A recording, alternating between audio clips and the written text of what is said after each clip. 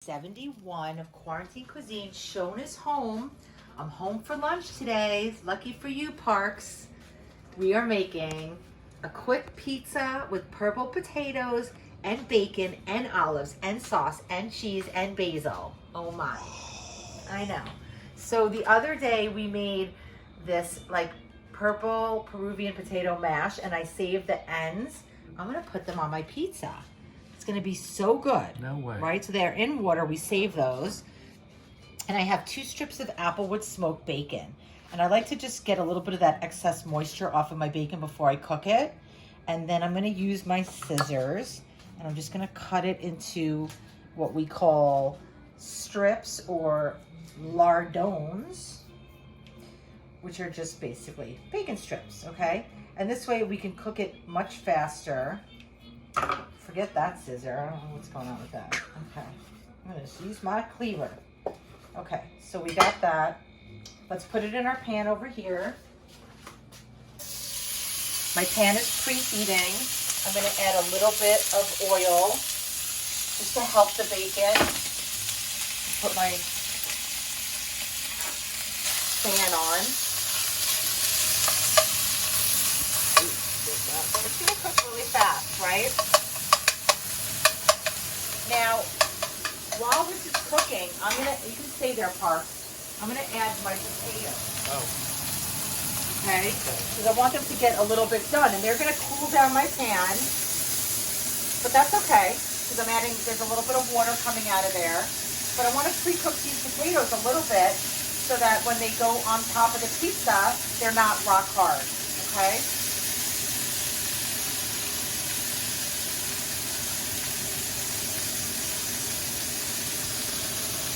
Okay. Now I'm just going to take this one out because it's a little too thick and it's not going to cook properly. So I just took that little guy out. No big deal. Okay, so we got our potatoes in here, and we've got our bacon, and we're moving it around, and that water from the potatoes is slowing down our bacon just a tiny bit. Okay, so we're going to let this cook, and let's go back over here. Okay, so we're also going to add to this a couple of olives. So I'm going to take my cleaver and just smash the olives because these have pits in them. So I'm smashing them down. Okay, and then we're just going to break these apart and get rid of the pit. So we're getting all our mise en place ready for this pizza. So I have these beautiful green olives. I have some marinara sauce. I have some mozzarella cheese. I have some basil. And I have some chili flakes. And our dough is sitting over here. Okay. So let's just look at our bacon and potatoes for another minute. We don't want this to burn.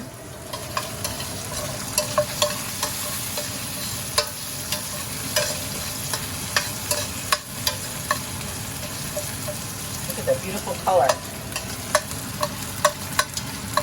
So we made these purple Peruvian mashed potatoes the other day, and we served it with like a barbecued shrimp and fried Brussels sprouts, like a haystack of fried Brussels sprouts. It was so freaking good, wasn't it, Parks?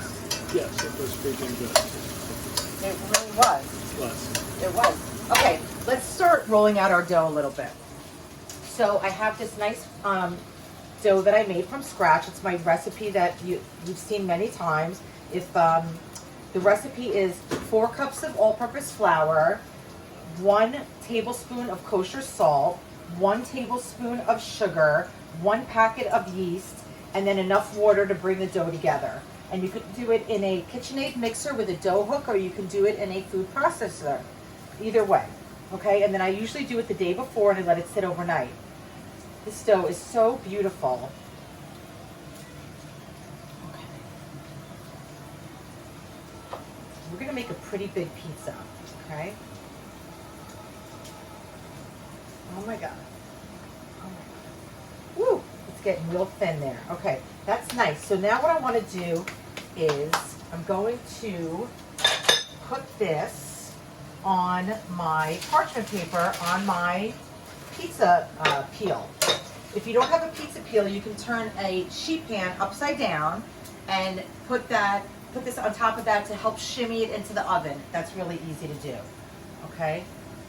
This came out really thin, which is great, but I don't want it to break. Okay, so just transfer that there. Look at that. Oh my God, it's gonna be so good. Woo! Okay. Look at that bubble.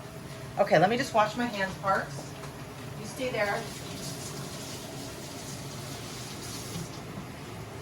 Okay, and when I make pizza, guys, I take it really seriously, okay? So I put my oven on about 45 minutes to an hour ago on 500 degrees, and I have a pizza stone in there, and it's on the top rack, so it's really piping hot. And if you don't have a pizza stone, you can also take a sheet pan and put it upside down in your oven for about an hour, and that will act as a pizza stone. Okay, so now I'm gonna take, sorry Parker, I know I didn't tell you. No, it's okay. We're all good. I'm gonna take the bacon out of here. I'm gonna leave the potatoes in for a minute. Just get them nice and crispy and full of bacon flavor. And look at how the purple is like, just, oh my God. It's so pretty, you guys. I can never go back to regular potatoes again. I don't know about you, Pox. I like these. You like these, right? Yeah, I like them a lot. Okay, so I'm gonna take out the bacon because it's gonna go in the oven too, right? So it's gonna get cooked a little bit more. So just taking that out with a slotted spoon and resting it on our paper towel to get that excess grease off.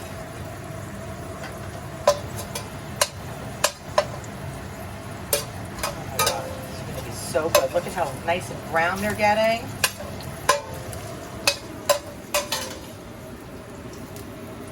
Fantastic. Okay. Woo.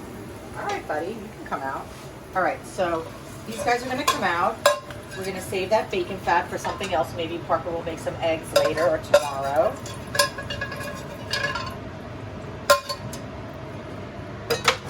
Okay, and I'm just gonna bring this over here to our dough.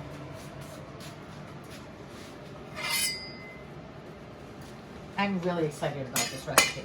Okay, so one of the first things I like to do, and you see, I put this on the parchment paper. It's really important because, you know, if you make pizza a lot or you don't make pizza a lot, what happens is people make a pizza, they get really excited, they top it, and they go to put it in the oven, and they go to put it in on a stone, on a peel or off a sheet pan with no parchment paper, and the whole thing folds over itself, and all your ingredients go on the hot stone, and it's like a disaster. If you put it on parchment paper, it's like foolproof, right? I know I'm gonna jinx myself right now, but it's foolproof. And then once it really hits that bottom of the pizza stone and starts to cook, you can remove the paper. But you don't need to keep it in there, but it gets your pizza in there safely. It's like, you know, getting on a flight safely. We just want it on that flight safely. Okay, so the first thing I'm gonna do. Good catch. Oh my God, this closet. I'm gonna show this one. Oh my God, oh my God. What happened in there? Partner. The one up top is all nice and tidy. Everything else in this kitchen is tidy. That one, Okay, we gotta clean this out later. bomb went off. Okay. Oh my God, it's like the closet from hell. Okay. Okay. Well, it's a little one. Oh my God. It's a little. Okay. It's a quick. Okay, so I like to put a little bit of olive oil, and it's just easier to use one of these spray cans as opposed to brushing it, right? Because then I'm not disturbing the dough. And all this does, and you can leave this off if you want to like save the calories or whatever, that just makes it extra crispy, right? And then I forgot, I like to put. Let me see that drawer. Oh no. No, it's good. Parker. Yeah, it's good. Get out of here. That's the way your drawers all are. Everything in this kitchen is tidy, except that one little cabinet. Okay, so I like to put onion flakes on the bottom of my pizza as an extra layer of flavoring. And the reason why I put them on the bottom is because they'll totally burn if you put them up top. So it's just, you know, I like to season my flavors, right? I don't know what's going on here. We're having like disaster central. Okay. I just like to season my flavor, my blah, blah, blah, blah, blah, blah, and blah, blah, blah, and blah, right? Okay, looks good. I like to season my food from the bottom up. Okay, so we have that. Okay. Oh my God. Now we're gonna add some. I think you're hungry. I'm so hungry. Is actually what's going on here. I'm hangry. That's what's going on. Okay, so we're gonna add some tomato sauce. Oh my God. I am hungry, Parks. I know. We went for a nice beach walk this morning. I'm just gonna put all this. And I worked up an appetite.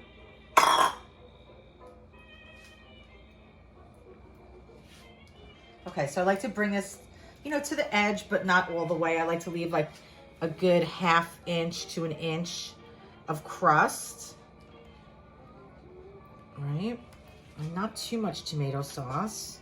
So we don't want it to be soggy. Okay, that looks great. And then I'm gonna add the mozzarella cheese. And this is a thickly shredded cheese.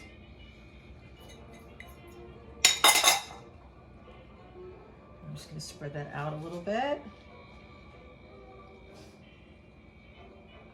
It's looking really nice. Looks good, Parks? Yes. Okay, and then It's to looking that, beautiful. I wanna add some of these purple potatoes.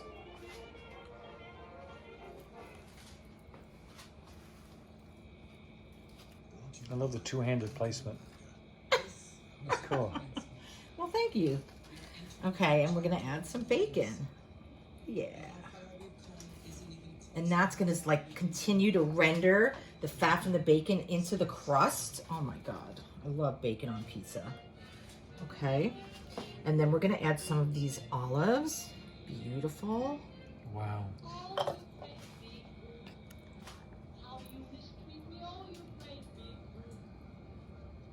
Doesn't that look nice? That's really beautiful. Okay, and then as a final touch, I like to add some freshly ground black pepper.